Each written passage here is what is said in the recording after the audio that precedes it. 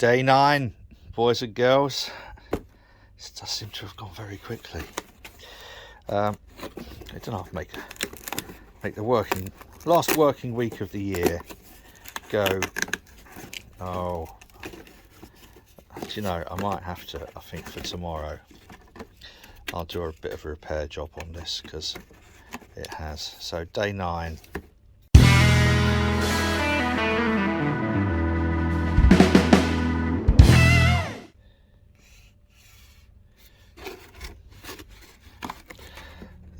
Oh, I wonder if I could just.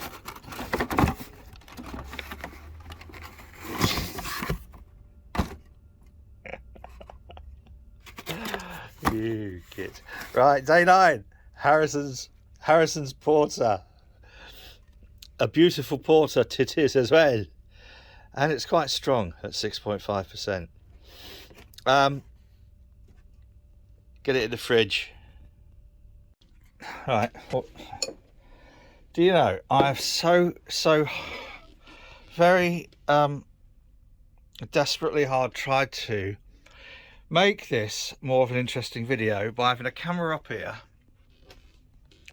a GoPro here, and my phone. And I want to put a light up as well, but the light buggers up, the sort of like shines off here and bounces back up, so I needed something matte here to, you know, sort of pull that. Oh, fucking hell. Anyway, because I thought for the last 4 days, these are 4 books that I think are really excellent. So what do you do when there's fuck all else to do on a boring Tuesday afternoon? You dick around with stuff like this. Right, anyway, let's get this poured. I'm going to try and sync all these together, these bits of video, if it works. It probably won't, but let's get this porter poured, and then we can get on with the book. So showing the books weren't really in sync with the advent calendar. Now this is a really rich drink. This is one of those beautifully mellow, and read the previous book that I put up about porters and stouts to see the difference. I should leave that there in shot, really, shouldn't I? This is 6.5%, so whatever camera we're on. Cheers. Oh, there we go.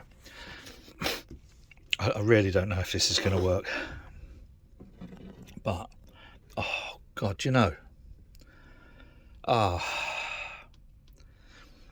after all the technical dicking around today, that one little mouthful,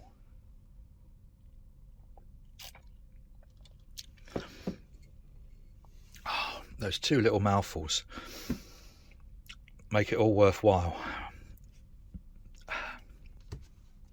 So why do I like this book?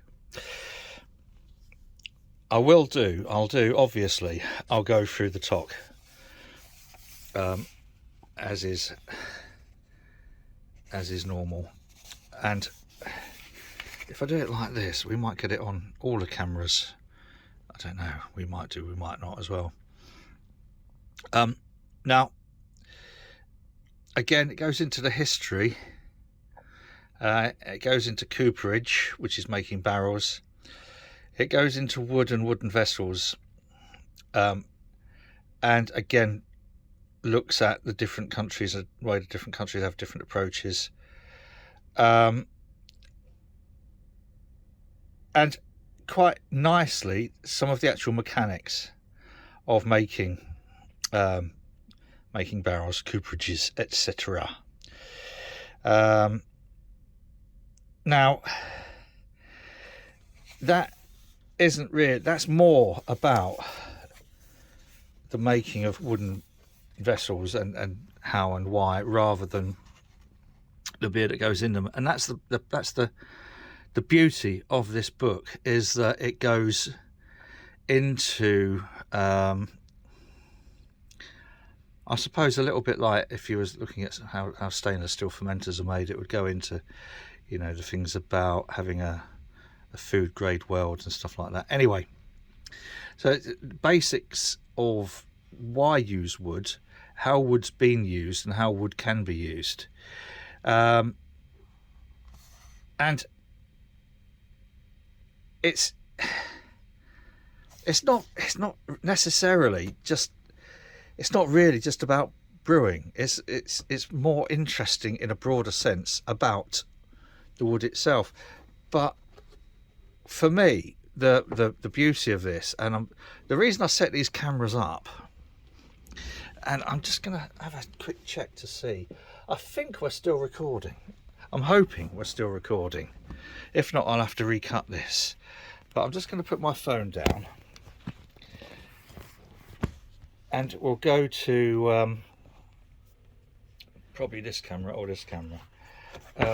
Now, as is that, like with most of these books, there's not many pretty pictures. There's one or two to illustrate a point. Not as impressive as my cool ship. He lied. But what it does give you is possibly the most comprehensive guide to the use of wood in the brewing industry. So both historically and contemporary, and it's got loads of references to, let's just see if I can find them in the back. Go to the index. So it's got, I don't know if this is going to come out. I hope this does come out. Loads of references to Allagash, to Russian River, to Cambridge Brewing, and all of that. Boone, obviously it would do because it's got an intro in my, but more than anything else, the reason I commend this book to you is that it provides a narrative of what people have done and how they've done it and why they've done it. Now, as an example, it goes into, and I know I bang on about Will Mayers, but it's because he's a stunning brewer. He's a brewer's brewer. And is it going to be? No, I can't see where it is. No. Anyway, it goes into him taking an idea and carrying the idea through. It goes in, I don't know how well this video is going to come out. I do apologise. So let's zoom out anyway and have another bit of this beautiful porter, and then I'll come back and tell you a bit more about Will Mayers.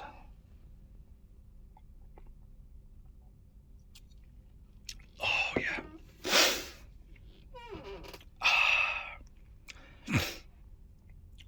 Till we're getting near to Christmas. Right, only 3 more days after this. I'm going to miss this here Adventi calendar. Right, so it provides a narrative. It tells a story. Well, it tells lots and lots of different stories about how people have done things, why they've done things, what they thought they could achieve, what happened when it went wrong, what happened when it went right. So for me, it's one of those really absorbing books that you read through and you get an insight into how people think, how these, for me, these outstanding brewers, truly outstanding brewers, have developed their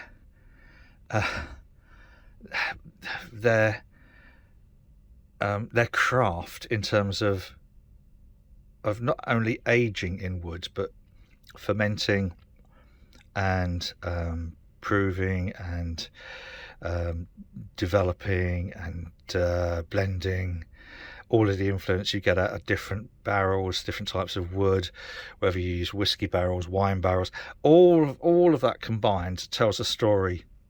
This is the definitive guide of wood and beer, and there's nothing else that really comes close to this. I think one of the cameras has just died. Have you just died? Bastard. Anyway, for now, God dear. See, this shadow here is because I'm right underneath light, you see. I've just shown you all those manky ceiling tiles where the damp came through many years ago, and I haven't replaced them. But yeah, this really is, just for me, it's the seminal work in terms of wood and beer. And I'm about to order another 50 litre oak barrel for one of the bigger lambics that we're going to do. Hopefully, I'm going to hopefully get it done at New Year. It will be going into fermenters first. Actually, do you know, it might not. I'm tempted to stuff it in a cool ship when I brew it, excuse me, on New Year's Eve. And on New Year's Day, stick it straight into the barrel. And then check it in about a month and see whether there's any signs of anything happening.